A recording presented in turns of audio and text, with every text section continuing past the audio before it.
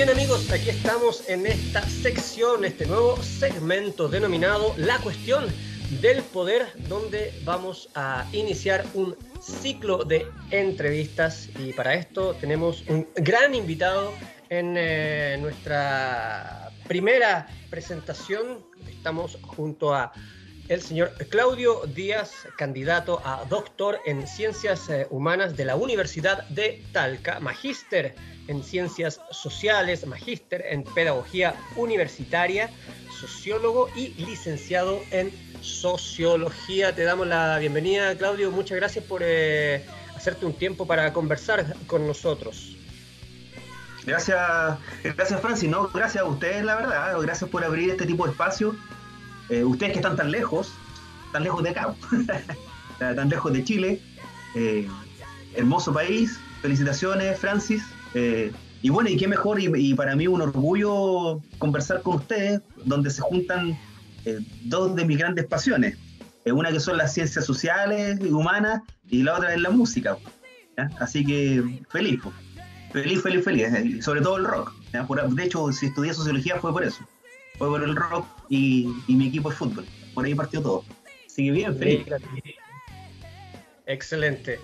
Bueno, a manera de introducción para nuestros amigos, auditores, seguidores de Radio Latinoamérica, voy a comentar que a Claudio Díaz lo conocí mientras realizaba estudios de ingeniería comercial en ese tiempo en la Universidad Católica de la Santísima Concepción, y bueno, Claudio Díaz en ese tiempo estaba realizando sus primeros estudios en sociología en la Universidad de Concepción. Exacto. Así que bueno, de esta forma damos inicio a esta entrevista, Claudio, donde vamos a transitar por distintos temas que en su mayoría dicen relación con el proceso actual y yo diría también histórico que está viviendo el país de Chile en estos momentos. No sé si tan a partir de octubre de 2018, ahí tú quizás nos podrías clarificar un poco más esto, si parte toda esta insurrección, todo este proceso revolucionario. Y bueno, ahí esperamos que nos orientes un poco acerca de cómo es tu visión con respecto a este proceso y partiendo con la pregunta de cómo ves tú el Chile actual, tú que estás allá y nosotros lo vemos un poco más lejano desde acá de Noruega. Ya, bueno, una interesante pregunta, bastante amplia, porque eso necesariamente me invita a plantear de que esto, claro, que surge en el estallido de octubre del 2019, finalmente podemos decir que es un hito. O sea, finalmente es un hito en términos incluso historiográficos. ¿Ya? Hito en términos historiográficos porque es un momento de explosión, un momento de agenciamiento violento, ¿cierto?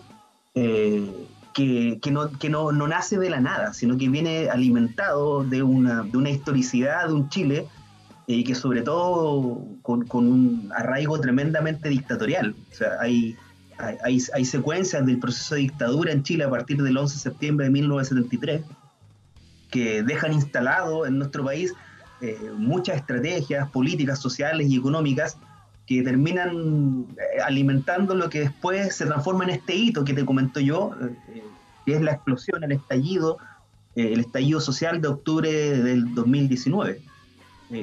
O sea, partiendo por ahí, o sea, como tú bien y lúcidamente ya estás visualizando, el octubre del 2019 es la gota que rebalsa el vaso finalmente de lo que fue el estallido social y que lamentablemente no se ha podido transformar en un movimiento social.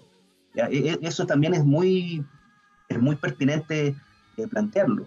No es un movimiento social, aún no.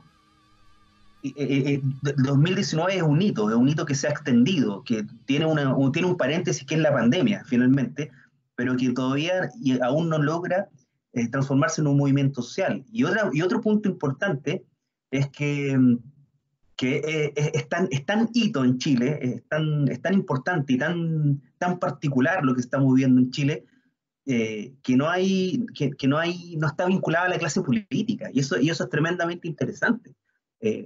es uno de los primeros momentos en la historia de Chile donde la clase política no tiene arte ni parte, sino que es una emergencia de muchas cosas. Es una emergencia de una ciudadanía cansada, de una ciudadanía crediticia, de una ciudadanía que tenía desenfocado el concepto del estrato social, el concepto de clase social, una ciudadanía que estaba cansada de cómo está la sociedad, cuando la social lo veíamos anunciado hace mucho tiempo, pero el problema es que no dialoga, la ciencia social no dialoga con el gobierno, no dialoga con el poder, entonces como que no nos hacen caso, ¿de acuerdo?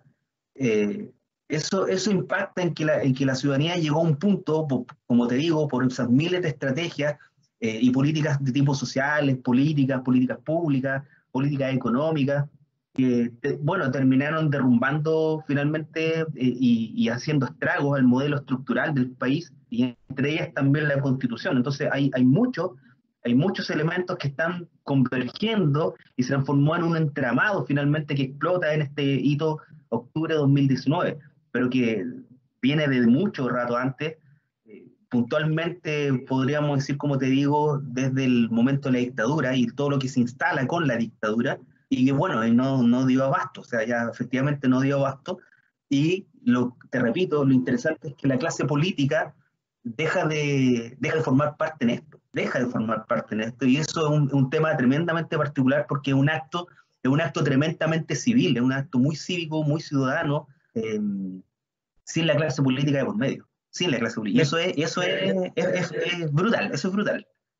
Me tomo de tus palabras cuando tú señalas que esto todavía no es un movimiento social.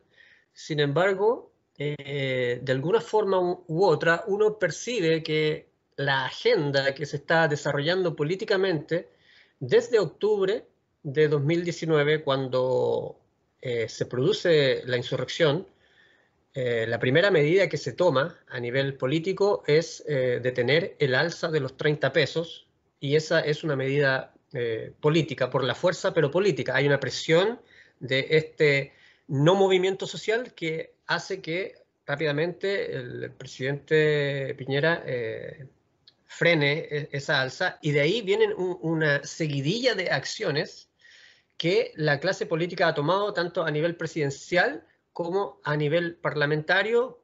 Hace poco ya damos cuenta de la aprobación para el retiro del 10%. ¿Cómo te explicas que este fenómeno, que es, como tú dices, no es un movimiento social, pero sin embargo muñequea la fuerza? ¿De dónde viene? O sea, ¿quién está haciendo esta fuerza? ¿En la calle? ¿Cómo se logra que los parlamentarios finalmente terminen aprobando no solamente estas dos cosas que te he mencionado, sino muchas otras cosas? Hay una serie de leyes del postnatal, una serie de leyes a favor de los ancianos, ¿no es cierto?, para mejorarles las pensiones, que era gradual. ¿Te acuerdas de ese proyecto de ley de que primero 65.000 pesos, después 55 y después 50, algo así? O sea, han habido una serie de leyes. Finalmente la pregunta sería, si esto no es un movimiento social, ¿quién es el que está haciendo la presión para que finalmente los parlamentarios terminen acogiéndose a estos proyectos de ley que han sido concretados? Sí, mira, para contestar eso yo te lo pondría en esta forma. O sea, de partida, poner en términos de categorías conceptuales lo que es un movimiento social. Un movimiento social, de partida, se configura al alero de lo que pueden ser estallidos sociales, puede ser, por eso este estallido social se puede llegar el día de mañana a transformar en un movimiento social, pero lo que tiene el movimiento social como característico es que va en alza, en alza organizacional, a un punto que se llega a burocratizar. Y para burocratizarlo, tú necesitas entes que están completamente identificados, que nosotros podemos identificar, y finalmente se transforman en liderazgos. Liderazgos que burocratizan, se organizan a tal nivel que detectamos organizaciones que conllevan justamente este movimiento social, que este movimiento social después tiene un declive natural. Eso es natural en cualquier tipo de movimiento social. Esa es la razón de por qué todavía un estallido social, porque efectivamente es una gesta que no está burocratizada. Tú no puedes identificar finalmente a alguien que diga, y que no es la clase política, o sea, de partida, que no puedes identificar a alguien que diga, son estos otros. O sea, las teorías conspirativas que levantó el gobierno fueron brutales en un comienzo. O sea, se habló hasta del K-pop, o sea, con eso. una cantidad de humoradas y memes que son igual de brutales. O sea, K-pop, Francis, o sea, con informes que son macondianos, como diría Gabriel García Márquez, ¿de acuerdo? Entonces, ahí tienes toda una categoría conceptual como para identificar que efectivamente aún no es un movimiento social. No se descarta, puede ser, pero todavía no. Faltan liderazgos para que pase eso, ¿de acuerdo? Ahora, por eso te repito, ante la pregunta entonces central, teniendo en clara esa conceptualización, ante la pregunta central yo te diría que ese es uno de los hechos por qué es tan relevante este estallido social de octubre de 2019. Porque en el fondo, aquí hay una emergencia y una agencia desde la calle. Hay una emergencia que es muy civil. Ahora, no quiero entrar en complejidades, pero aquí hay elementos de un tipo de sociedad chilena que es muy particular, es muy neoconservadora, tiene aspectos valóricos tremendamente liberales y progresistas en lo económico. O sea, por un lado puede ser muy neoconservadora y por otro lado es muy progresista en lo económico, porque el neoliberalismo está muy internalizado.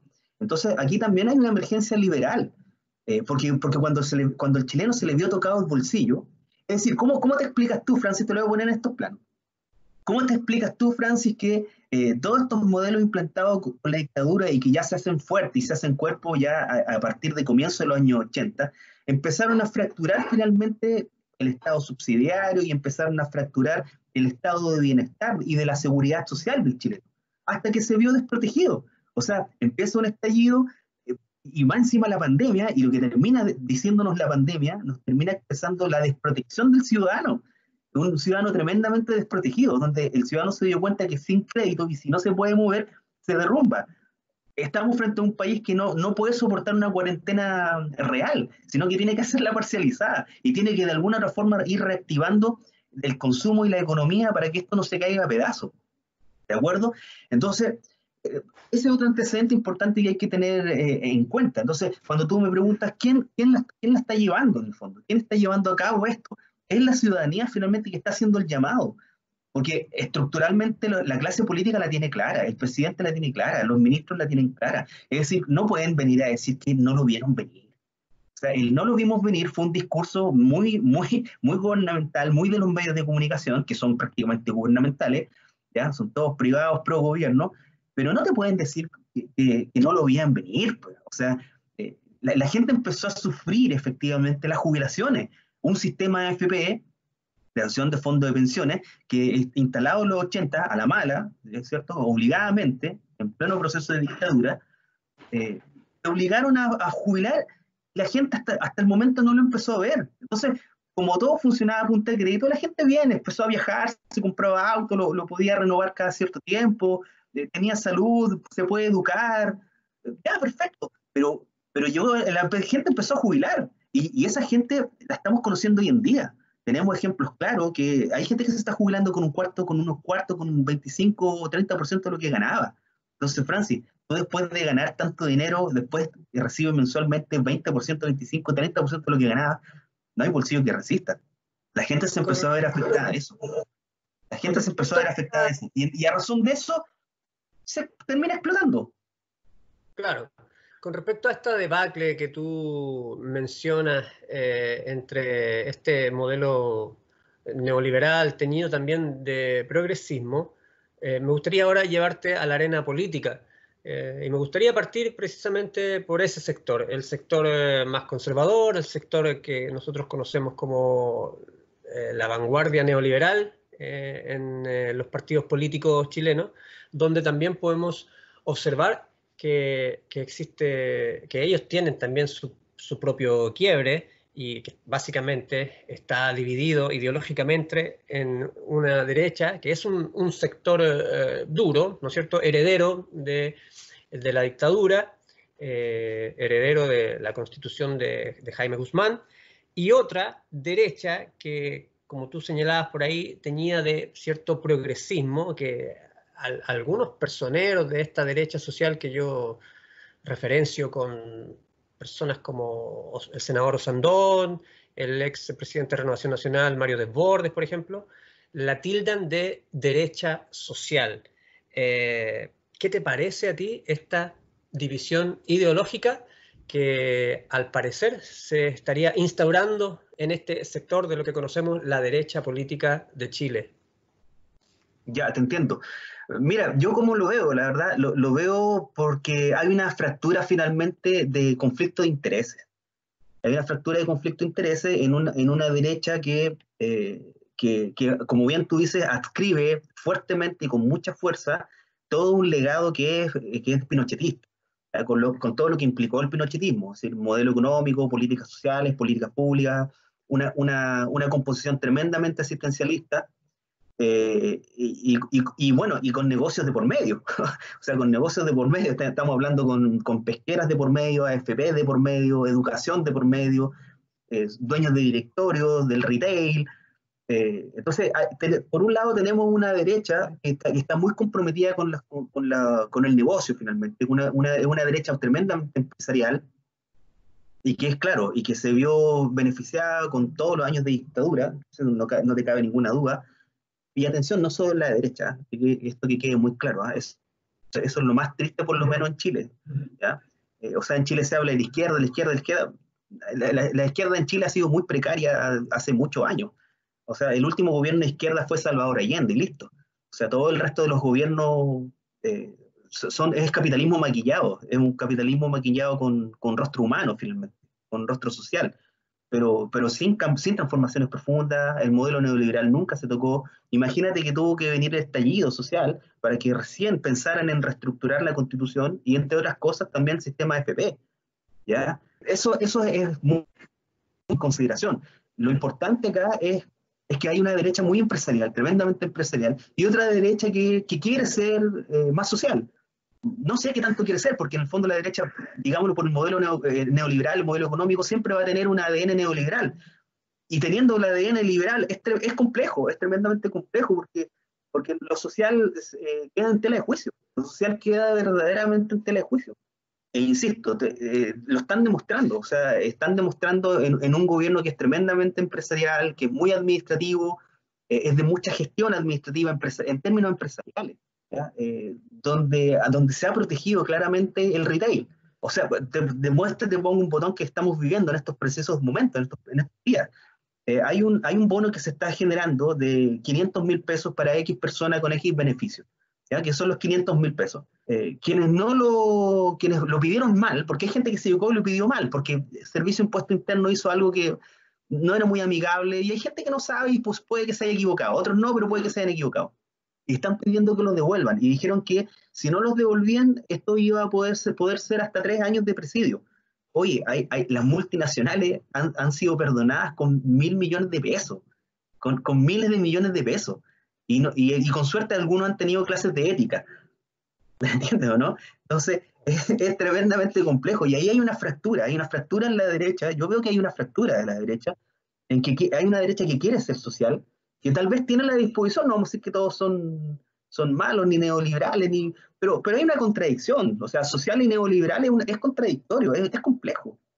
Hay elementos complejos entre ser social y ser neoliberal, ¿de acuerdo? Bueno, y la fractura está con los otros, es decir, con quienes están claramente con una derecha pro lo que fue dictadura, con el legado de la dictadura. Entonces, yo ahí veo la fractura. Eso, Okay. no sé si... No sé Solamente un paréntesis que me gustaría mencionar con respecto al tema de la derecha social, que desde acá, desde algunos países de Europa, no todos, pero los países, digamos, más occidentalizados, por decirlo de alguna manera, Escandinavia me refiero, y algunos países como Suiza, impera mucho este concepto de la derecha social bien arraigado al estado de bienestar, en donde tenemos gobiernos de derecha, pero donde el Estado tiene un fuerte impacto en las políticas internas del país, y es por eso que la protección que hay es bastante distinta a esa desprotección que existe básicamente en Chile, puesto que, por darte un ejemplo simple y llano, la pandemia, el coronavirus, muchos países, digamos que donde impera esta especie de socialdemocracia, independiente de que haya un gobierno de derecha al mando, protegen a los ciudadanos de una forma que en Chile todavía quizás estamos a años luz, y donde yo puedo dar fe de aquello, puesto que vivo esa realidad y yo mismo como independiente incluso he hasta recibido apoyos del Estado por primera vez en mi vida debido a esta situación particular que el mundo está entrando. Entonces, el paréntesis que te quería hacer era cuando trato de asimilar ese concepto de derecha social que de alguna forma está empezando a ganar un poco más de terreno, como lo que se conocería como el progresismo en la derecha, y sé que muchos analistas políticos lo tildan como que es solamente una mera pretensión y no va más allá. Pero yo me gustaría hacer ese alcance, que en realidad es posible porque Europa y algunos países de Europa dan fe de ello y son demostración de aquello. No sé qué te parece esta reflexión. Mira, estoy bastante de acuerdo, Francis, porque, o sea, debemos recordar algo que es muy particular en Chile. En Chile se habla del experimento neoliberal, y Claro. es conocido, eso es conocido por todos, la verdad. Cualquiera que estudie ciencias sociales y humanas y que pase por estos temas, que le encante estos temas, reconocemos el concepto del modelo chileno como el famoso experimento neoliberal. O sea, en el mundo no hay ningún modelo neoliberal como el chileno, eso te queda claro. Ya, eso debe quedar súper claro. Y a razón de eso, es lo que vivimos, porque en el fondo la pretensión de la derecha en Chile, históricamente, una vez que se instala la dictadura, es jibarizar finalmente el Estado. Jibarizarlo a tal punto de que idealmente pueda no existir, porque bajo la lógica, que es por supuesto muy neoliberal, y bien por ello se creen eso, bajo la lógica de que es la empresa privada, los privados finalmente los que pueden gestionar y administrar mejor los recursos, mejor los bienes, mejor los recursos, mejor los ingresos, ¿ya? Mejor los egresos, etcétera.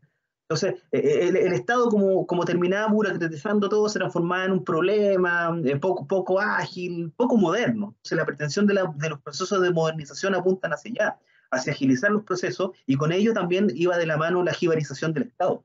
Es decir, hacer un Estado cada vez pequeño. Y ya sabemos lo que pasa con un Estado pequeño. Repercute en la desprotección de la seguridad social, eso está claro. Y es como resultado.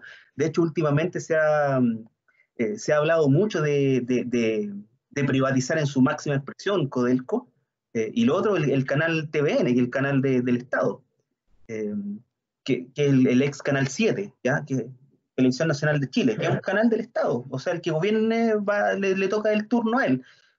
Pero más allá del ejemplo, voy justamente a la racionalidad de esta pretensión de privatizar absolutamente todo. Chile, bueno, y ahora lo vimos, o sea, Chile tiene privado la luz, el agua, el gas, todo. Es todo, absolutamente casi todo, está todo privatizado. Entonces, ahora que vivimos en pandemia, se notó mucho más la desprotección de la ciudadanía, porque te cobran igual, te cobran igual, tienen que cobrar igual, y te pueden dar, incluso, por ejemplo, si tú tenías algunas deudas con casas bancarias o tarjetas de crédito, te daban una chance de no pagar, pero te refinanciaban con un nuevo crédito. ¿De acuerdo, no? O sea no es que te congelen la deuda y paga 2, 3 meses más, sino que igual te asume un crédito nuevo, ¿ya? Ya, perfecto, pero renegociamos finalmente. O sea, termina siendo nuevamente un negocio, o sea, un negocio más. ¿De acuerdo? Entonces, lo que Claro. necesitó el chileno, lo que necesitamos los chilenos, era una ayuda de los privados, a quienes nosotros finalmente les pagamos el agua, la luz, el gas, los alimentos, etcétera. Y lo que recibimos de respuesta fue un nuevo crédito. Eso, Claro. fueron nuevos Eso créditos. habla de las Ese es el diferencias apoyo. entre ¿Cómo? países. Eso habla de las diferencias entre algunas Pero naciones. claro, Mm. pero claro, o sea, entonces ahora, ¿cómo lo tratan de solucionar? Con bonos, bonos. El bono no es la solución. Bien No. recibido va a ser, porque hay gente que está pasando hambre y lo está pasando muy mal. Pero el bono no es la solución. El Claro, bono da cuenta de la precariedad estructural de Chile. De la claro. precariedad estructural de Chile. De eso está dando cuenta. Una política que se hizo bastante famosa con los gobiernos de Michelle Bachelet, por lo demás. Y que claro, por Claro, supuesto. Entonces, por eso te insisto, o sea, izquierda en Chile no ha gobernado. La claro. izquierda en Chile no ha gobernado. Generemos la pausa para recordarle a nuestros invitados que estamos conversando con Claudio Díaz, quien es candidato doctor en Ciencias Humanas de la Universidad de Talca y con diversos magísters en Ciencias Sociales, Pedagogía Universitaria y también con una licenciatura en Sociología. En parte de tu currículum aparece que tu última investigación dice relación con el título No lo vimos venir, antecedentes mediatos e inmediatos del estallido social en Chile del 2019, de lo que justamente estamos hablando. Ahí también haces énfasis en el análisis desde la interdisciplina a la acción social efectiva. Y con respecto a esta investigación, última investigación en la cual tú te encuentras trabajando, Claudio, me gustaría llevarte al siguiente tema, pero ahora cambiándonos de sector político, yéndonos al lado de la izquierda.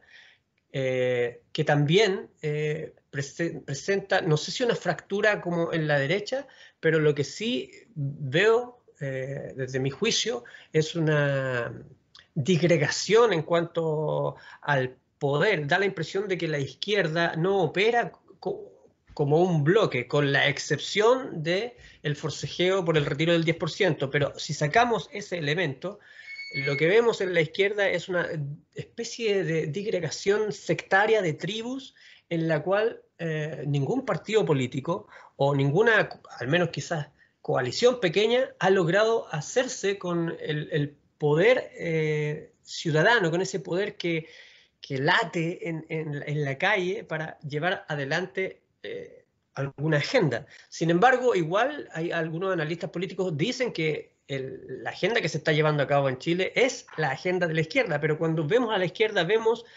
que la ex concertación y también ex nueva mayoría está totalmente disgregada, el Frente Amplio tiene sus propios problemas, por ahí hay otro millar de partidos que no tienen mayor relevancia, como quizás podría ser el Partido Humanista, el Partido Regionalista Verde, los Comunes y una serie de otros partidos, y para qué decir también la Democracia Cristiana. ¿Cuál es tu reflexión con respecto a esta disgregación que vemos en la izquierda? Y la falta de madurez que existe en este sector político para poder elevar un líder, poder elevar a alguien que represente las demandas de este pseudo movimiento social. Sí, mira, lo que yo veo es la secuela finalmente también de una izquierda en Chile que la última vez que trabajó serio por la gente, por decirlo de alguna forma, aunque sea muy poco popular lo que voy a decir, pero me da la impresión de que la última vez que trabajó seriamente la izquierda en Chile fue justamente para derrocar a la dictadura en el año 88, donde se vio unidad y había un foco común y que era derrocar al dictador. Eso es. Pero a partir de eso, una vez que se instalan en el poder, hay claramente, por decirlo también, una suerte de aburguesamiento de la izquierda en Chile, donde deja de hacer el trabajo que venía haciendo, deja de hacer el trabajo poblacional, deja de hacer el trabajo territorial. Un trabajo territorial que, mira, paradójicamente empezó a hacer la UDI, algo que es tremendamente pintoresco y muy interesante en términos analíticos. O sea, con decirte que la UDI pasa a ser el Partido Popular, o sea, ellos se autodenominan el Partido Popular. Claro. Estamos hablando de un partido de clase, Francis.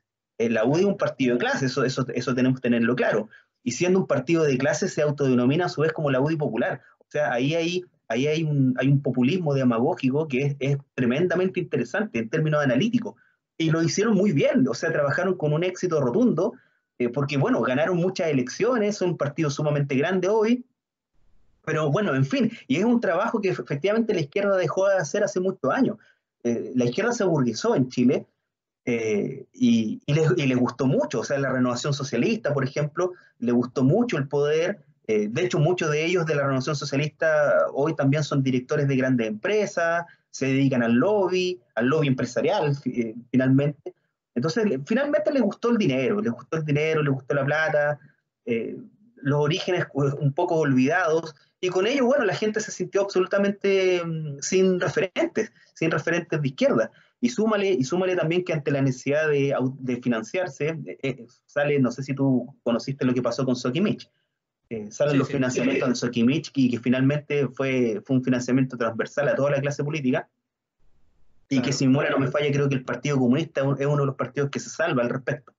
No recibió plata de Sokimich, pero facturas ideológicas iban y venían y con Sokimich de por medio. ¿Ya? Y recordemos que Sokimich es de la dictadura, o sea, es una empresa de Pinochet finalmente, un hijo de Pinochet, ¿de acuerdo? O Bueno, sea, administrado por Pinochet. ¿Ya? Entonces, eres- que la izquierda te reciba platas de Sokimich, hay una, hay una, están trastocados absolutamente los valores de dónde vienen las platas, o sea, de dónde vienen los recursos para poder financiarse. ¿Ya? Entonces, bueno, yo te veo eso, yo veo que hay una fractura también en la izquierda en Chile y que es producto de eso, producto de que se dejó de trabajar, se perdió el trabajo territorial. Se anquilosaron en el poder por muchos años, lo que fue la concertación, y que bueno, les pasó la cuenta. O sea, les pasó tanto la cuenta que el presidente posterior fue un Sebastián Piñera con todos los antecedentes que tenemos de Piñera, y logró ser presidente. O sea, eso te da cuenta que la gente ya estaba absolutamente cansada de una supuesta izquierda y que, como te digo, finalmente nunca fue izquierda. O sea, no podemos decir que la concertación era de izquierda. O sea, hoy, a la luz de los años, claramente te digo que no. Si no se tocó la estructura medular del sistema económico, ni constitucional, eh, jamás gobernó la izquierda. Finalmente eso. claro. Claudio, te hago un ejercicio pequeño. Eres el director técnico del equipo de la izquierda y estamos jugando contra el equipo de la derecha y estamos en la final y nos vamos a penales. Y tenemos que meter ahí al jugador que va a patear el último penal que puede darle la victoria a la izquierda o la derrota a la izquierda. ¿Cuál es el jugador que tiene que estar ahí? Juégatela por algún nombre, vaya a poner ahí a chutear ese penal. ¿A quién? ¿A Jadwe? ¿A Isquiasiches? ¿A Giorgio Jackson? ¿A Pamela Giles? ¿A Florcita Motúa? ¿A quién ponía? ¿A Vidal? Mira, a Vidal no. No, Vidal no. Eh, Porque Vidal fue de los mismos finalmente, es de los mismos. Una persona muy tibia, muy amarilla finalmente como telón de fondo, así que no, Descartado Vidal. no descartado. Ahora, bueno, yendo al hueso, para no... ¿Cómo lo veo? Yo veo que Jadwe es la carta. O sea, Jadwe es la carta de una izquierda más social. ¿Ah? Mira el juego de palabras que te estoy dando, de una izquierda más social, haciendo la diferencia justamente con una pseudo, por eso pseudo, una pseudo izquierda que es muy neoliberal. Yo creo que el trabajo de Jadwe ha sido un trabajo de chino, y te lo comento sin yo ser del Partido Comunista ni nada por el estilo, ¿eh? Pero veo que Jadwe es como la persona que ha trabajado desde una municipalidad, y lo ha hecho bien, se está haciendo notar mucho con iniciativas que han sido de hecho copiadas, eh, junto a Lavín, po, o sea, ¿ah? Porque Claro, eso es Lavín doble. le ha copiado idea a Jadwe, ¿ya? Porque Lavín es el otro, o sea, por la derecha va a ir Lavín, eso tenlo por seguro. Claro. Ahora, lo interesante es que lo interesante de la próxima elección es que, claro, como hay una clase política tremendamente deslegitimada, eh, donde no tiene legitimidad, eh, yo no sé qué va a resultar. O sea, la verdad es como un panorama súper incierto, porque yo no sé si la gente va a votar por Jadwe, porque viene del Partido Comunista finalmente, y, y hay gente que le tiene miedo a eso, ¿ah? Ojo, hay gente que le tiene miedo, o sea, un miedo con todas sus letras, miedo porque entra a recordar esas cuestiones de la unidad popular y todo el tema. Claro. Bueno, y hay gente que lo va a odiar con toda su energía, con todo su ser, por el solo hecho de ser comunista, lo que es súper paradójico porque ser comunista es como que si fuese un leproso, es como una marca, como el anticristo, ¿ya? Como el anticristo. Cuando tenemos una clase política que no tiene ni las manos limpias, ni tienen un recorrido y una trayectoria limpiecita, sino que al contrario, o sea, tenemos una clase política con pagos truchos. O sea, acuérdate, Francis, que tenemos presidentes de partidos a quienes les dictaron párrafos de leyes, pues, Francis, para que las legislaran. Empresas le dictaban algunos artículos para que fueran en la ley. O sea, y son presidentes de partido, ojo, ¿eh? Y son hoy presidentes de partido. ¿Ya? Entonces, claro, como que hay la ciudadanía o la misma clase política sataniza finalmente al Partido Comunista, cuando efectivamente andan por las mismas, andan con una... Está súper distorsionado el concepto ético, finalmente, el concepto ético y moral de cómo funciona todo esto. ¿Ya? Y eso es producto de los valores neoliberales, finalmente. O sea, no pensar, Francis, o pensar, mejor dicho, te lo planteo de esta forma. Pensar que el neoliberalismo, cuando se instala, no traía consigo valores de por medio, no traía consigo la internalización de valores para que tú te conduzcas por la vida, es de una ingenuidad brutal. O sea, de una ingenuidad tremendamente brutal. La imposición del neoliberalismo trae consigo, como sea, valores que van a conducir tu actuar y que van a componer de alguna forma, van a dar conformación a tu perspectiva moral, para que después actúes desde ahí. El neoliberalismo trae consigo eso. Entonces, el neoliberalismo está tan internalizado en nuestro ser, finalmente, la pega está tan bien hecha. Hay un trabajo tan de chino, tan de hormiga, que trajo todas esas secuelas. Y una de las secuelas es eso, es cómo vemos trastocado las composiciones valóricas y morales de nuestra clase política. Y que de alguna forma se proyecta en uno. Y uno actúa finalmente en esas lides. Pero si el presidente lo hizo, ¿por qué yo no? Pero si este político lo hizo, ¿y por qué yo no? Entonces nos transformamos en personas súper individualistas y que vamos por la vida sin importar concepciones valóricas, sin importar el otro. O sea, perdimos la noción de otroriedad, Francis. Ese es el tema. Claro. Nos individualizamos tanto que perdimos la capacidad de mirar al otro, y entender que no vivimos solo en este mundo, sino que este mundo está con otros, sino que está con otros. Claro, se traduce en una especie de cultura neoliberal, en el cual Pero claro, asumimos el ejemplo de los líderes. De hecho, uno de los llamados de la insurrección en sus inicios era este lema o eslogan de evade como evade Piñera, por ejemplo, que es básicamente el presidente del país. Pero y claro. te menciono esto porque justamente te quiero llevar ahora a la figura presidencial.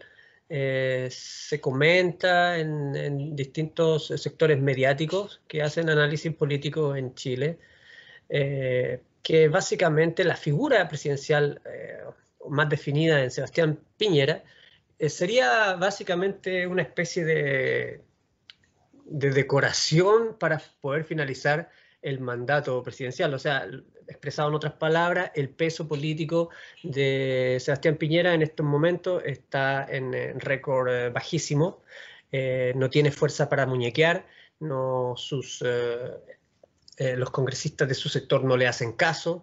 Esto se vio reflejado en la aprobación del 10%. Piñera mismo lideró esta campaña para revertir la situación y no lo logró.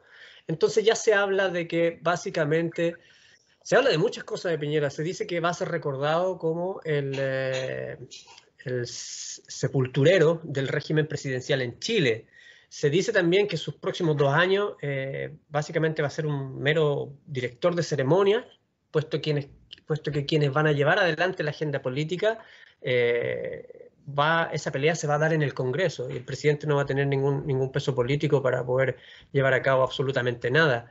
¿Cuál es tu reflexión, Claudio, con respecto a este suceso? Muchos dicen que incluso todavía se sigue diciendo que Piñera no termina su mandato. ¿Cómo lo ves? Sí, mira, bueno, estamos navegando en mares tremendamente inciertos. No se había visto nunca en la historia un presidente con un nivel de aprobación tan bajísimo. ¿De acuerdo? Todo lo que haga, todos los esfuerzos que hace Piñera, al final todos siempre resultan mal. Siempre resultan mal vistos, mal mirados, y no, es pésimo. O sea, yo creo que es muy... bueno, el presidente Piñera pecó de personalista. Y hay que partir por ahí, por el análisis, finalmente, yo sin ser psicólogo, ojalá, pero es lo que se ve. Trato de hacer un análisis de discurso de lo que es como persona pública. Y se ve una persona pública tremendamente personalista. Y eso le pasó la cuenta. Eso le pasó la cuenta, termina pasando la cuenta, y claro, eso lo llevó a un desprestigio que es tremendo. Ahora, quiero insistir, es pintoresco que con todos los antecedentes que tiene Piñera haya salido presidente. Eso habla mucho de la ciudadanía en Chile, del poder cívico de Chile, ¿ya? Que también es muy pintoresco, como te digo. Los antecedentes son Banco de Talca, le roba finalmente el negocio a Ricardo Claro, por eso Ricardo Claro después se venga, no sé si te acuerdas tú del quiotazo, el famoso quiotazo en Megavisión, Claro, cuando filtra la grabación hablando mal de Evelyn claro. Matei. Bueno, especulaciones financieras, está Colo-Colo, Chilevisión, Chile, etcétera. Entonces, con todos esos antecedentes, finalmente termina siendo presidente, y eso es muy pintoresco, eso es muy interesante de analizarlo, porque hay un análisis de estrato, ¿ya? De estratificación social, finalmente. Pero claro, la legitimidad del presidente Sebastián Piñera está muy, muy, muy decaída, difícilmente que repunte a tal nivel. Generalmente siempre se dice que en los últimos periodos de gobierno los presidentes suben su mandato, es como una suerte de despedida de la ciudadanía que empieza a no castigarlos tanto. Total, como se está yendo ya, no es tan malo. ¿Ya? Al final lo ven tan malo. Pero claro, aquí el Congreso está tomando un rol que es tremendamente protagónico, por tanto, ese personalismo presidencialista efectivamente puede estar cambiando. Pero claro, más allá quería comentarte que de eso, esa supuesta agenda de la izquierda que tú me comentaste, que parece interesante, como análisis habría que darle una vuelta, parece súper interesante, pero claro, no es una agenda que de la izquierda hoy, sino que esto venía ya hace mucho rato, que es como te digo, o sea, cuando la gente dice no lo vimos venir, o sea, ¿de qué me estáis hablando? No lo vimos venir. O sea, ¿de qué me estáis hablando de que no lo vimos venir? Si esto venía hace mucho tiempo, si el modelo neoliberal se instala en los 80, con fuerza en los 80, o sea, se implanta finalmente a partir del 73, pero ya el 75 empieza a tomar marcha, y ya en los 80 estaba absolutamente con políticas públicas y sociales instaladas. Ese no lo vimos venir, es un blufeo, finalmente, por decirlo de alguna forma, es un blufeo, y, y el Congreso va a tomar la posta finalmente de lo que está hablando la ciudadanía. Por eso esta emergencia del estallido social. Bueno, y se espera que pasando la pandemia, muchos creemos, me sumo a esto, muchos creemos que esto se va a reactivar, porque más encima viene el plebiscito de octubre. Supuestamente está el día de hoy, el plebiscito de octubre para transformar la Constitución. ¿Ya? Entonces, más que una agenda de la izquierda, yo creo que es una agenda de la emergencia ciudadana que se vio acogotada con todo lo que conversamos. Una agenda acogotada desde el crediticio, desde la deuda, desde la desprotección social, desde la desprotección de salud, educación, bla, bla, etcétera, etcétera. ¿Ya? Cesantía, etcétera. Por tanto, o sea, más que una agenda de la izquierda, esto estaba instalado hace rato, estaba instalado hace mucho rato, y yo creo que el Congreso, por lo menos, está aprendiendo a escuchar a la ciudadanía, la está aprendiendo a escuchar, y aprendiendo a escuchar se va a ir motivando efectivamente con esta demanda ciudadana finalmente, ¿ya? Porque había una desconexión, o sea, Entonces, tuvimos un ministro que en plena pandemia, Francis, para terminar la idea, Francis, tuvimos ¿ya? un ministro que en plena pandemia, un ministro de salud, dijo que no sabía que la gente vivía sin agua, Francis. No Claro. sabía que había hacinamiento en Chile. O sea, eso da cuenta de una desconexión brutal entre la clase política y la ciudadanía. Mm. Entonces tú le quitas el piso a la tesis de que es la agenda de la izquierda la que se está llevando a cabo en estos momentos en Chile, y por lo que te entiendo, la reemplazarías por una especie como de agenda ciudadana, o sea, es la gente la que está haciendo la fuerza desde la calle, desde los cacerolazos, desde las manifestaciones por redes sociales, y anteriormente en las calles con las marchas del millón de las mujeres y el sinfín de manifestaciones que ha habido durante todo el proceso insurreccional en todo Chile. Básicamente lo que tú planteas es que la presión la está haciendo la calle, y la izquierda en el fondo está tratando de encauzarla de alguna forma u otra. Sí, a mí me parece que lo que tiene que hacer en el fondo la clase política es encauzar esta demanda ciudadana, porque las demandas estaban ahí, están dadas. O sea, no era ni un misterio para nadie. No era ni un Claro, misterio para nadie que nos quitaban el crédito y las capas medias se iban al carajo finalmente. Esto no es un claro, misterio para nadie. ¿Ya? claro. Entonces, claro, más que sea la agenda de la izquierda, es la agenda que venía la gente pidiendo hace mucho rato, que Claro. claro, nunca habían sido escuchados si la clase política finalmente se estaba mandando sola. Pero claro, falta oído y falta oreja, por decirlo de alguna forma, de la clase política que está aprendiendo a hacerlo. Está Claro, aprendiendo a hacerlo. O sea, de hecho, demuestra un botón. Iván Moreira, con todo lo UDI que puede ser, votó a favor del 10%. Mira, claro, nacionalmente pueden ser miles de explicaciones por qué lo hizo. ¿Ya? Proyección política, porque ya sabía cómo se venía la mano, pero yo dudo que de corazón él haya votado por el 10%, por ser UDI, claro, por el claro, hecho de ser UDI, porque la UDI estaba cuadrada con eso. Estaba súper claro. cuadrada con rechazar el 10%. No, la Pero Iván calculadora en Moreira, mano aquí. ¿cómo? La calculadora en mano yo creo que estuvo Bueno, en la mano eso no de lo sabemos, solo lo sabe él, pero huele a eso, huele a eso. Entonces claro, más que una agenda de la izquierda, porque decir agenda de la izquierda significa que hay una clase política de izquierda que estaba comandando todo esto. Y yo no veo que haya existido una clase política de izquierda que haya comandado esto. Es Bueno, amigos. queremos comentarle a nuestros seguidores y auditores que estamos conversando con Claudio Díaz, candidato a doctor en Ciencias Humanas de la Universidad de Talca, con diversos magísteres y también sociólogo, que también ha realizado consultorías, por lo que tengo entendido, para estudios a nivel regional en el Observatorio Laboral del Maule, de alcance nacional para el PNUD y Ministerio de Energía. También ha sido investigador pasante en Centro de Investigaciones Interdisciplinarias en Ciencias y Humanidades de la Universidad Nacional Autónoma de México, donde recientemente miembro de la Red de Acción Social Efectiva. Claudio, ahora te quiero cambiar de escenario. Me parece importante que toquemos este tema porque está siendo de plena relevancia en estos días con respecto al conflicto con la etnia mapuche. Tenemos un problema de soberanía territorial en Chile.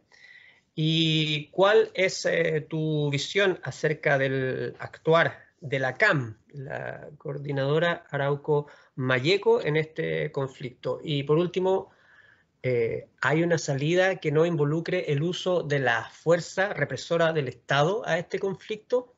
Me refiero en términos de que si hay una salida política a este conflicto y si así fuese, ¿cuál? Ya te entiendo.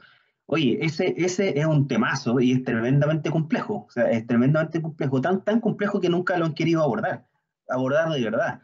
Porque en el fondo siempre lo que han terminado de hacer, siempre lo que han Fatil, terminado de hacer es darle una salida criminal y claro, delictual, por tanto, criminalizando y haciendo o transformando o poniendo un manto de delictivo a todo este actuar. ¿Ya? claro, Cuando en el fondo el conflicto mapuche finalmente no es un conflicto criminal, y no es un conflicto de crónica roja, ni no es un conflicto delictual, es un conflicto político. Es un conflicto político que por lo demás es histórico. Pero la pregunta es entonces, ¿quién va a tomar el bastión de resolver y dar solucionado a este conflicto político? Ten por seguro que va a costar un gobierno en Chile que lo haga. Va a costar demasiado porque estáis hablando de años y siglos de historia. Porque claro, las personas que efectivamente son dueñas de esos territorios y que te pueden mostrar los títulos de propiedad y todo el tema y te van a decir, oye, yo soy dueño de esto porque lo pagué y me lo vendieron a tal precio y yo lo pagué y fui colono, anda a saber tú qué, pero lo tengo, o sea, es legal, es claro. absolutamente legal y claro, y efectivo, es legal. Entonces la pregunta es, ¿cómo se lo quitáis? ¿Cómo le quitáis eso a alguien que legalmente, esta persona legal tendría que demandar al Estado, pero para demandar al Estado tenían que ir hacia atrás y empezar a recopilar toda la información, toda la documentación de cómo llegaron esos terrenos a hacerse privados, ¿de acuerdo? Y ahora, ¿y quién va a hacer eso? O sea, es una deuda histórica, Francis. Es una Mm. deuda histórica que está lejos de terminar. Pero claro, lo más fácil, independiente del gobierno, porque aquí da lo mismo que sean izquierda, derecha, etcétera, ¿qué es lo más fácil? Lo más fácil es criminalizarlo para que puedan generar políticas de Estado represivo. Mm. Entonces, levantan ley de seguridad del Estado, ¿ya? Y es fácil reprimir, pues. Entonces se empieza a controlar el tema.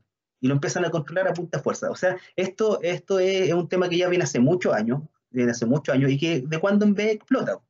¿Ya? Y ahora estamos justamente en lo mismo. ¿Ya? Y donde salen también emergen otros conceptos que también son muy entretenidos, muy interesantes, analíticamente hablando, por supuesto, y que es como recuperaron la municipalidad, ¿cierto? El que nos salta es mapuche, o sea, cosas que son tremendamente macondianas, como diría, insisto, Gabriel García Márquez, Gabriel García Márquez.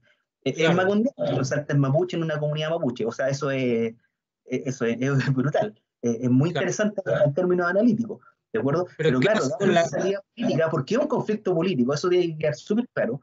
Entonces, darle una salida política implica que tiene que operar el Estado, devolver tierra, pagar deudas Claro, históricas y por claro, lo demás pagar a quien legalmente hasta el día de hoy son los dueños de esa tierra. ¿Te claro, fijas o no? Entonces, cuando te inundan un cementerio ancestral, ¿quién va a pagar por eso? claro. ¿Quién va a pagar por ese cementerio ancestral? Pero a su vez, del mismo modo, la familia Juan Pérez pagó por tierra y tiene su contrato, su dominio de Claro, propiedad, ese tema. Ya, pues, ¿quién le va a responder a él? habría ¿Ya? que indemnizar. Hay que responderle. Entonces, es un tema, Francis, es un tema que aquí estamos, y estamos años luz, pues estamos años luz, y en otros países, tú a lo mejor sabes también, en otros países hay protección indígena a los pueblos originarios.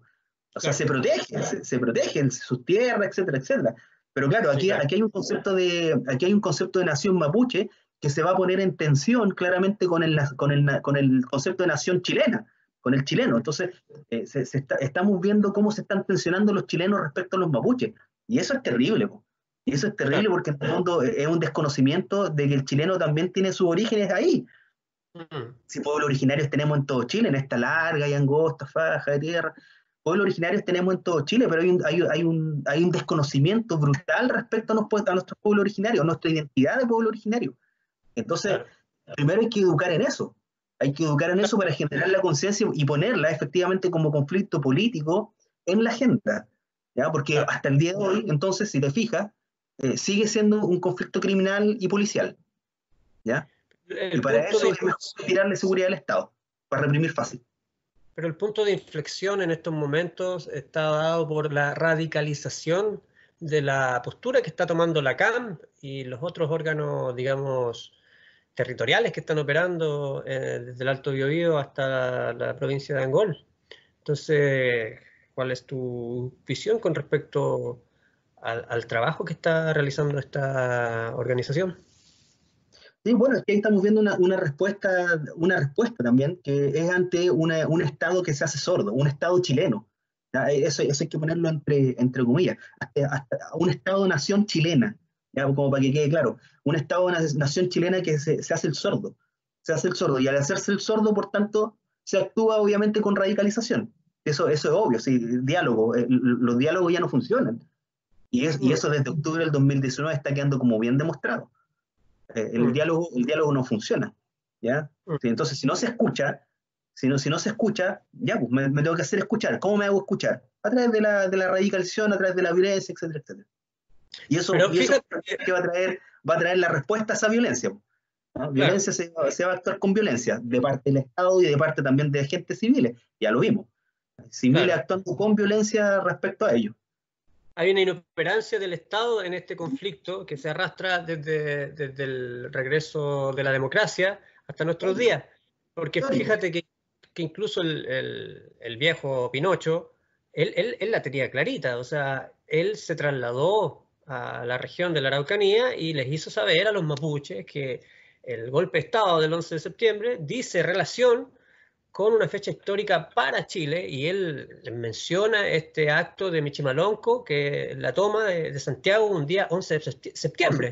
Los mapuches finalmente terminan, no sé si comprando esta tesis, y finalmente tenemos un resultado en el plebiscito del sí y el no, en donde la única, es muy curioso este punto, porque la única región donde Pinochet gana, ¿no es cierto?, gana la opción sí, es justamente en la región de la Araucanía.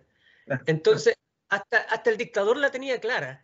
Tenía claro que había un conflicto con la etnia mapuche más agresiva, ¿no es cierto? Porque los mapuches tienen historia agresiva, está retratado en los libros de historia incluso de los españoles. Y él la tenía clara, pero sin embargo, los gobiernos democráticos que vinieron, sucesores, se dejaron estar, manifestaron una tremenda inoperancia política y ahora tenemos este caos en plena región de la Sí, Araucanía. completamente. Ahora, recordar que más allá del voto mapuche, ojo, más allá del voto mapuche hay mucho voto colono, hay mucho voto del colono, ¿ya? Que vota por la derecha finalmente, ¿ya? Que es un bono terrateniente a la larga, ¿ya? Terrateniente, por decirlo de alguna forma, latifundista, ¿ya? Dueño de fondo y grandes hectáreas, ¿ya? Pero lo que quiero poner en tensión, efectivamente, o que lo que quiero complejizar o problematizar es efectivamente el concepto nacional a la larga, ¿ya? Cuando nosotros hablamos del concepto de la nación, hablamos de un concepto de identidad, de unificar la identidad de un pueblo que ya a esta altura es soberano. El problema del concepto de nación es que efectivamente termina minimizando, ¿ya? Aplastando, carcomiéndose finalmente al resto de las culturas, al resto de la etnia, porque te trata de sobreponerse, trata de ser pasando a llevar finalmente, pasando a llevar a los otros restos de culturas, etnias, etcétera, etcétera. Eso es lo complejo del concepto de nación. Por eso los nacionalismos son tan peligrosos, Francis. Por eso el concepto del nacionalismo es tan peligroso. Esto de amar por sobre todo a la bandera chilena como concepto de nación, insisto. Bauman lo plantea cuando analiza las sociedades líquidas, de cómo finalmente el nacionalismo es tan peligroso, porque termina, él usa el concepto antropológico también de antropofagia, de comerse finalmente, se terminan comiéndose a los otros. ¿Ya? Bueno, y eso es lo que vivimos en Chile finalmente. Entonces, emergen todas estas fracciones bien nacionalistas y que pueden pasar a ser ultranacionalistas, que es tremendamente complejo, eso ya lo sabemos ya, lo sabemos como historia universal, de hecho. Y son tremendamente complejos y van a querer pasar por encima del resto de las culturas y se acabó, por poner la bandera nacionalista, la bandera chilena. Y es peligroso finalmente porque acarrea violencia, poca comprensión de la autoridad, poca comprensión etnográfica. O sea, hay un etnocentrismo finalmente de mirarse el ombligo como nación que termina minimizando cualquier otro tipo de cultura. En el inicio de tu análisis dejaste entrever que la salida a este conflicto es política. Tampoco te quiero poner a ti en la encrucijada de tener que resolver este conflicto, porque quizá en estos momentos nadie tiene la panacea, pero si tuvieras que, por último, ofrecernos una vislumbre de cuál sería la eventual salida política a este conflicto, ¿qué nos podrías decir?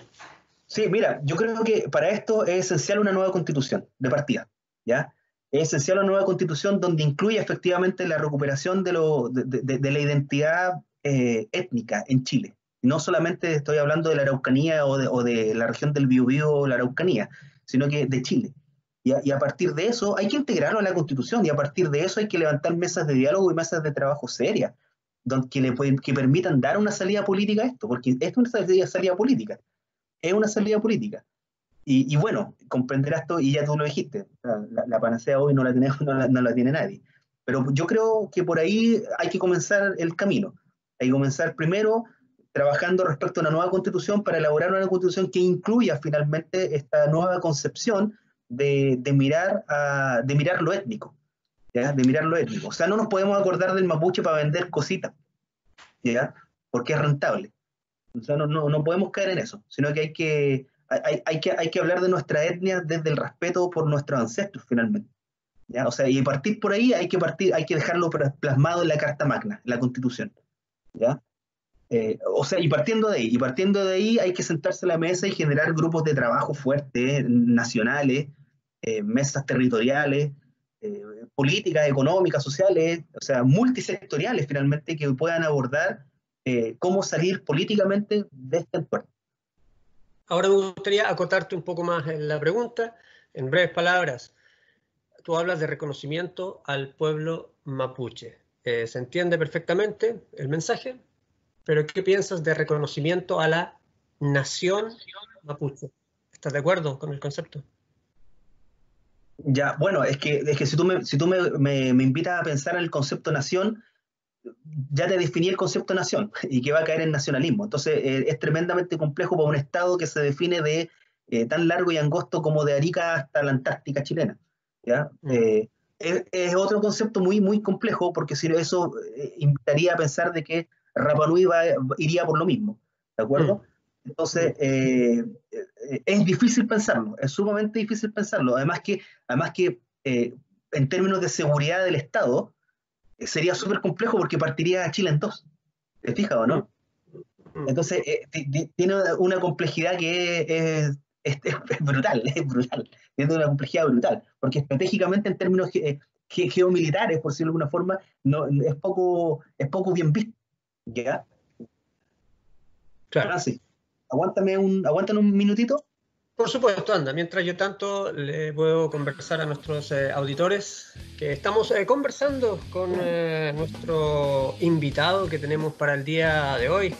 En este nuevo segmento que estamos implementando, la cuestión del poder, acá en Radio Latinoamérica 105.8 FM desde Oslo, Noruega, a través de nuestros canales, señal DAB+, y también a través de nuestra señal de internet. Este es un esfuerzo del equipo de trabajo de la radio, en el cual pretendemos generar un ciclo de entrevistas con distintos personeros que nos puedan hablar de la situación actual del mundo. En este caso estamos abordando el conflicto, el estallido social en Chile, pero también en el futuro tenemos deseos de conversar con otras personas que nos puedan ayudar a vislumbrar qué es lo que acontece en el resto del mundo. Hay muchos temas que nos gustaría tocar, ¿no es cierto? Lo que está pasando en Estados Unidos, la rebelión afroamericana. No solamente en Chile tenemos esta rebelión de la gente y ahora de los mapuches, sino que también en otros sectores del planeta estamos teniendo distintas rebeliones. La gente, el pueblo afroamericano se levanta en Estados Unidos. Hace un tiempo atrás también vimos la insurrección de la gente en Hong Kong, con todo este problema territorial soberano por la política exterior china.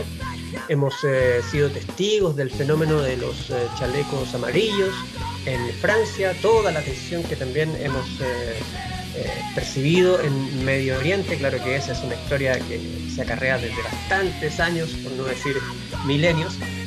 Entonces, en esta lógica estamos tratando de implementar este ciclo de entrevistas con personas que nos permitan tocar todos estos temas de interés, temas de actualidad, temas sociopolíticos, también culturales. Nos interesa la visión cultural, poder entregar a nuestros auditores, a nuestros seguidores, algo de contenido cultural y también social.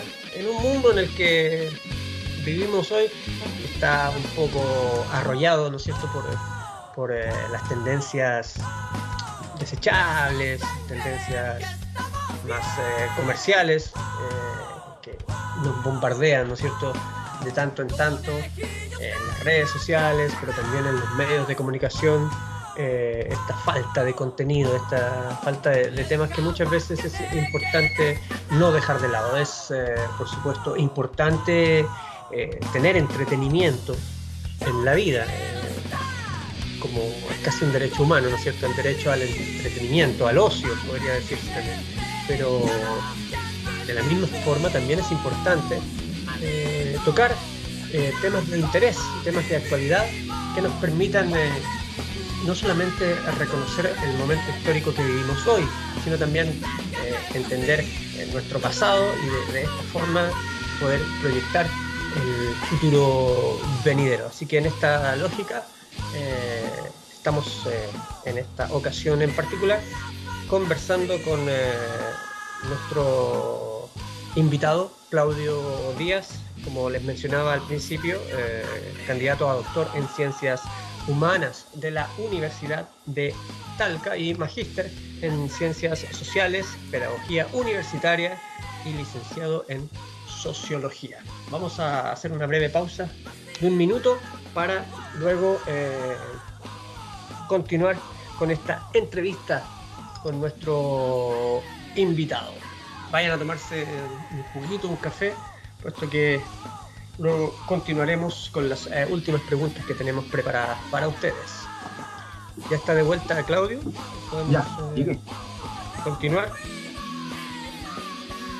Bueno, vamos a dejar hasta ahí el tema mapuche. Es un tema muy extenso y básicamente queríamos retocarlo ahí con una pequeña vislumbre desde tu parte. Así que ahora volvemos al tema político nacional.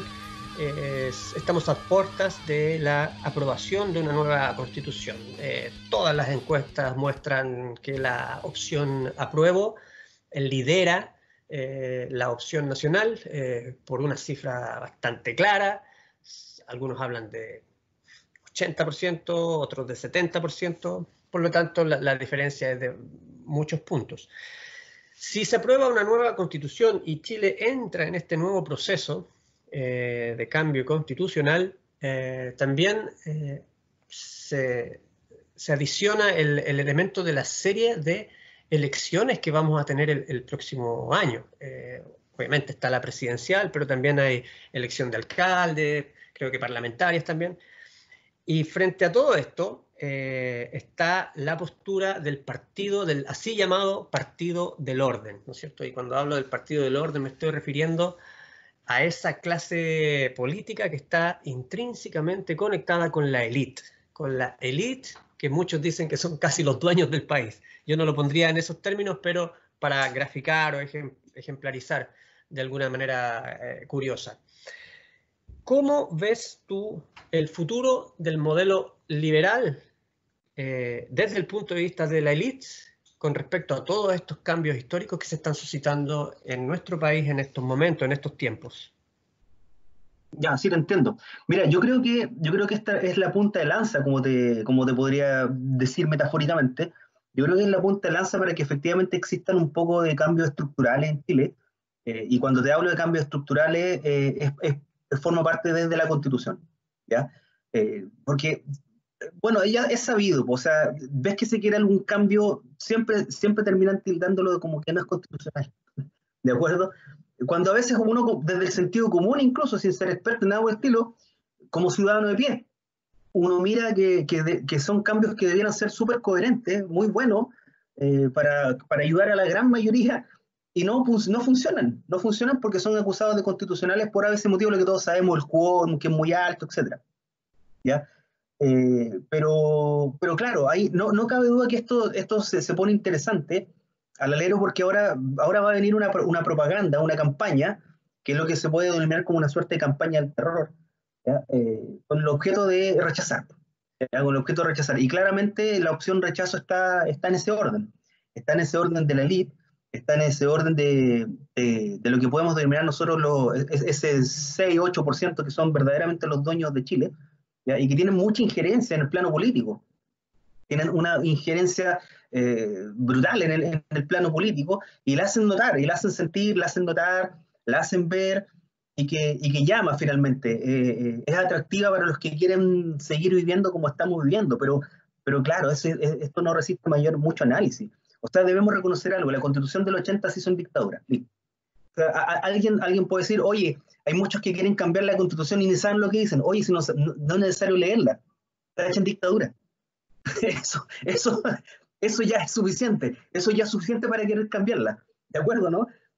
Otros dicen, no, es que al final la firma es de Ricardo Lagos, que es socialista. Ricardo Lagos tiene el nombre socialista, pero finalmente no actuó como un socialista, ¿ya? Las modificaciones no son trascendentales, no son fundamentales. El ADN de la Constitución chilena del año 80 sigue siendo el mismo, ¿ya? Tiene un compromiso de subsidiariedad, y con eso lo está diciendo todo, ¿ya?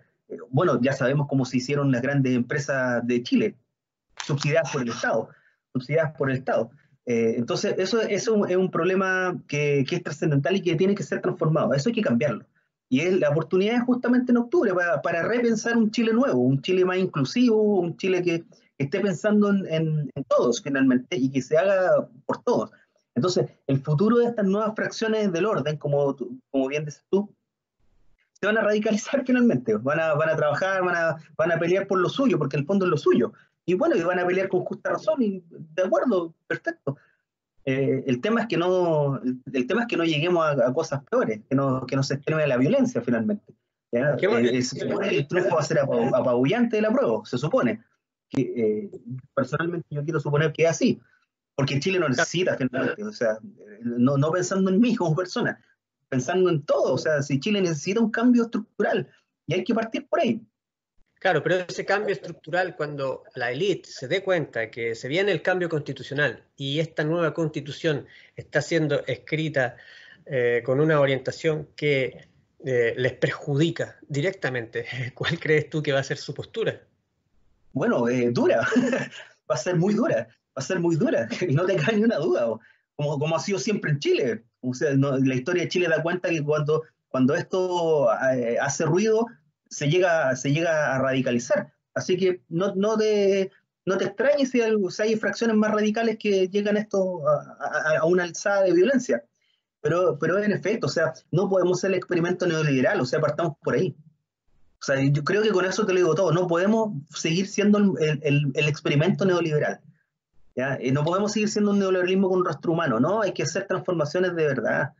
Hay que hacer transformaciones de verdad. Y esas forman parte de la Constitución. Cosa que cuando se quieren hacer transformaciones deje de ser inconstitucional. En el fondo eso es. ¿Ya? Bueno, de alguna forma, con esta respuesta que me has dado, me has respondido el último tópico que quería tocar contigo y que decía a relación con cómo ves tú el futuro de Chile, digamos, a mediano plazo. Ya tenemos más o menos claro que la Constitución se va a cambiar, puesto que va a ser aprobada en la votación de octubre. Pero luego tenemos esta serie de elecciones. El paréntesis que te quería hacer era que con respecto a la élite, es que los que cambian a los presidentes de manera forzosa en Chile no es la izquierda y tampoco es la gente de la calle, es la élite. El derrocamiento de Salvador Allende fue hecho por la élite. Fue la élite la que movió las piezas y ellos fueron los que contactaron a aquellos líderes en los cuales podían confiar. Me refiero a Merino, porque el golpe militar iba a ser llevado a cabo por Merino. El asunto de Pinochet fue algo después. Él se enteró, se subió al carro, no es que se enteró, se subió al carro del golpe con menos de un mes. Dicen que en las últimas 2 semanas lo convencieron básicamente. Pero los que movieron las piezas para lograr esto fue la élite. Por lo tanto, mi pregunta con respecto a la élite apuntaba a eso.